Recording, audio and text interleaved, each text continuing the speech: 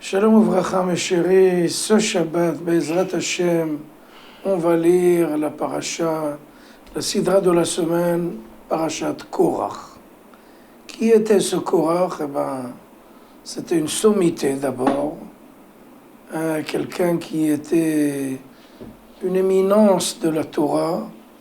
Il faisait partie des Lévis, et ces Lévis, sa famille, Kehat, c'était la famille qui portait l'arche de la Torah.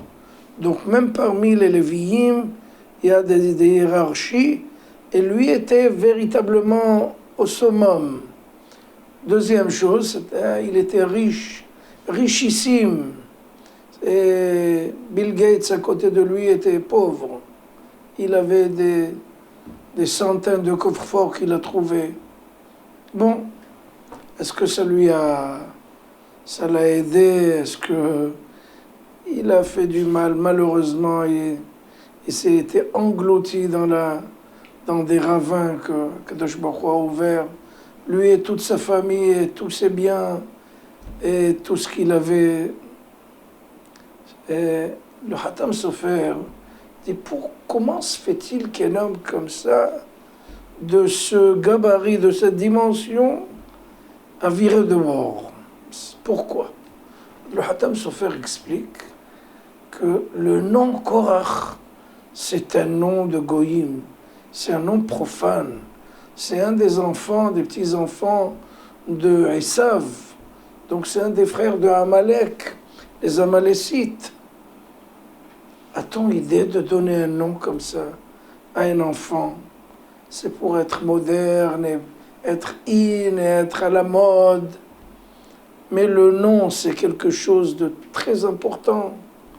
On leur donne des noms de Goïm, de champions de football et Beckenbauer et Pelé. C'est vraiment faire une chose qui va arrêter le développement de l'enfant.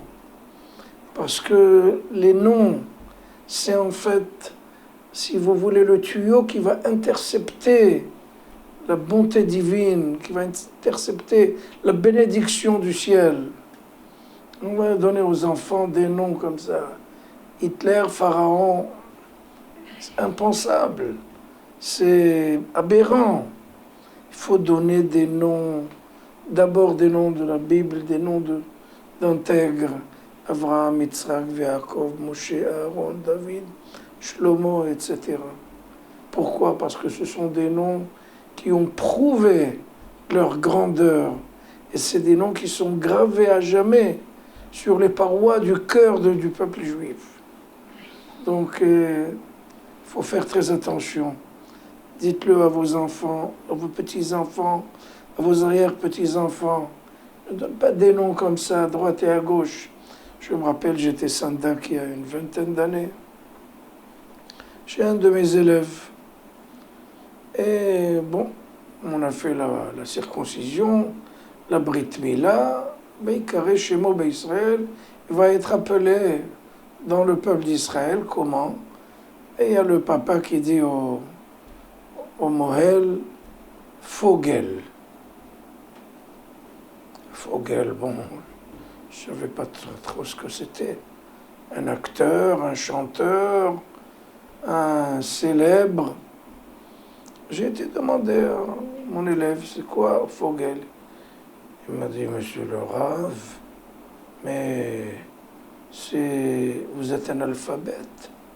C'est l'entraîneur de Bayern de Munich, Fogel. Je lui ai dit, mais vous faites vraiment, vous rendez votre fils malheureux. Parce que la Neshama, le flux divin passe par le biais de notre nom. Il ne faut pas donner comme ça des noms qui auraient être à la mode et dans les trends. Il faut donner des noms qui ont prouvé leur valeur morale et spirituelle à travers les générations et vous allez donner le plus grand cadeau à votre enfant, petit enfant, pour qu'il puisse véritablement et rendre sa vie beaucoup plus heureuse et aller directement vers son destin et ses capacités. Shabbat Shalom.